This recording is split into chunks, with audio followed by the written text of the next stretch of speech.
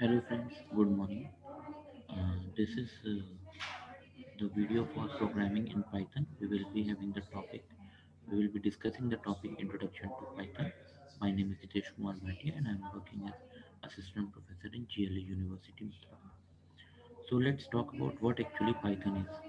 So Python is a general purpose, interpreted, interactive, object oriented and high level programming language. It means it can be used for general purpose, it can be used for solving the mathematical problems. Interpreted means it does not have a compiler, rather it has an interpreter. I hope you all know that compiler just checks the complete code in one go, whereas interpreter checks the code line by line, and until an error is got, it executes the code line by line. Interactive means it can take the input from the user and it can give you the answer on the screen. It is object oriented. It means it actually deals with everything as an object, and it is high level programming language. So it writes we write the code in the form of English like language. Like for print, we are going to write print. It for taking an input, we are going to write input, and so on. So let's talk about how Python started. It was created by Guido van Rossum in the year 1985 to 1990 in National Research Institute for Mathematics and Computer Science in Netherlands. And it is a source code is available under GNU, that is General Purpose License, also known as GPL. It is free and open source. It means for working on Python you do not need to have a licensed version of Python. You can download the setup of Python from internet, right? Let's talk about the features of Python. We are having the Python, which is easy to learn. It has certain keywords like has the keywords like what we say, true, false, and then we have for, we have if. So if we know these keywords, we actually know what actually these keywords do, and then we will be able to program accordingly. It has a simple structure. It means we have to just follow the indentation, and it has a clearly defined index. It means there is no ambiguity when we are working on Python. We have a specific syntax and all the programs follow the same syntax. It is easy to read and maintain. It means if somebody has written the Python code, other person can actually go for the Python code reading and understanding, and it is very easily understood by the other programmer. So it has a very broad standard library. So we have a number of inbuilt modules and inbuilt functions which help us in doing most of the tasks. So we do not have to write from the scratch every time. We have a standard library, and that standard library will be helping out to do the task in a single line of code. Like if you want to take the input, we have an input function. If you want to find the maximum of many numbers, you have a max function. If you want to find the length of a sequence, you have a len function, and so on. It is portable. It means it can run on a variety of hardware platforms and has the same interface on all the platforms. So you are executing on any of the system, it will be working in the same manner.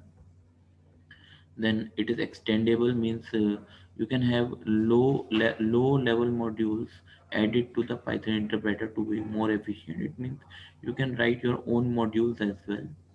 And it has the property that it can connect to very many databases, or almost all the databases, whether it is MySQL, whether it's Oracle, whether it's DB2 or any other database. So it also provides you the support for GUI application. GUI stand for graphical user interface, where we are having the graphics used in our interface, and we can work with our mouse, and no, there is no need to write every time what you want to do. You are just going to click and you are going to get the answer for that.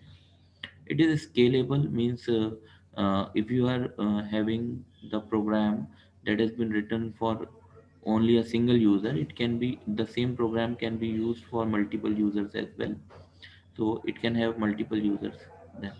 And now we come across the Python installation.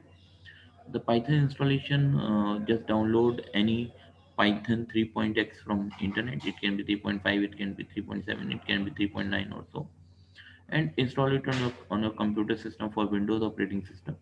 After installation, you will be getting an IDE named as IDLE, and you can run your Python program on IDLE. When you open IDLE, some Python shell is opened, and you can create a new file from the menu bar, and the new file is saved with extension .py, and you can execute that particular code that you have written by clicking F5, or you can go for the run option in the menu, and then you have to select run module, then also it will work. When we talk about the modes of Python programming, there are basically two modes of Python. One is called interactive mode, in which you are actually giving one statement, and that statement is getting executed, and if it is any error, then that error will be shown to you. So it is actually that the interpreter is working line by line with you, and it is giving you the result as per your code. And there is some script mode programming as well. It is actually invoking the interpreter with the script parameter, and it checks the script completely and executes the script completely if there are no errors. And as soon as the script is finished, the interpreter is no longer active. So the interpreter is actually disabled after the script gets over. So let's see how a Python program is created.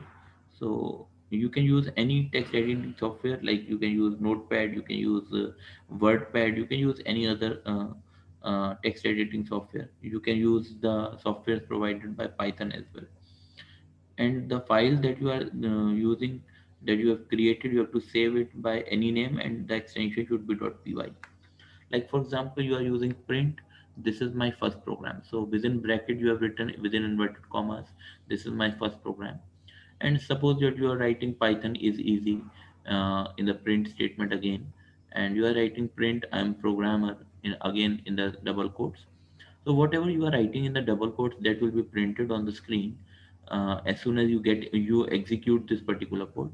So let me say that I'm saving this file as abc.py, then executing abc.py will be giving me an output, and the output would be somewhat that is actually this particular code that is getting executed. This says that you have to print whatever is written inside the double quotes. This says that you have to print whatever is written inside double quotes, and this statement also says you have to print whatever is written inside double quotes. So the output would be this is my first program, Python is easy, and I am a programmer, in different lines, because every print statement starts printing from a different line by default. And if you want to print in the same line, you have certain things to be followed, and if you follow those things, you can print in the same line despite of having different print statements. So let's talk about the comments. Comments are those statements which you don't want to be executed by the interpreter. So if you want to do the documentation of the program, then you actually write comments so that others can understand what the code is actually doing. And in Python, we follow two kinds of comments. The first is a single line comment, where we are having a comment of a single line only. We use a symbol hash, and after hash, whatever is written towards the right, that everything becomes a comment, right? So all characters after the hash and up to the end of the physical line are the part of the comment, and Python interpreter ignores them. And we have multi-line comment. Multi-line comments are written inside triple quotes. So triple quotes, whatever you are using, whatever you are writing inside the triple quotes, that is actually taken as a comment, and it can move from one line to multiple lines as well. Right, so let's talk about what are the points to remember, what we have understood till now. Inside a print statement, whatever you write inside quotes, the quotes can be single quote, the quotes can be double quotes, or the quotes can be triple quotes, are printed as it is, whatever you have written. You always save your file with the extension .py, and by default, every print statement gives the output in a different line, which is actually next line. Comments are written using hash when you have comments in single line, or you have to use triple quotes when you have comments in multi-line. For example, if I want to print some specific pattern, then you can see that how I can do that. I'm writing print followed by, within double quotes, I'm giving four spaces followed by a star, then three spaces followed by three stars, then two spaces followed by five stars, then one space followed by seven stars, and then no space followed by nine stars. So when this code will be getting executed, I will be getting the output somewhat like this. Some triangle will be displayed. I hope you can understand this thing, that four star followed by, sorry, four spaces followed by one star, then three spaces followed by three stars, and so on you will be having. And if you are having these things, then in that case you are actually getting the output as shown in the screen. You can also have the output like this if I'm removing these spaces. So in the first line I will be having one star, in the second line I will be having three stars, in the third line I will be having five stars, then in the fourth line I will be having seven stars, and so on. So the output would be a triangle again, but it will be printed like this because I have not given any spaces before printing the star. So you can see that I will be getting the output like this. So this is all related to the first lecture of Python. Thank you. Thanks for listening.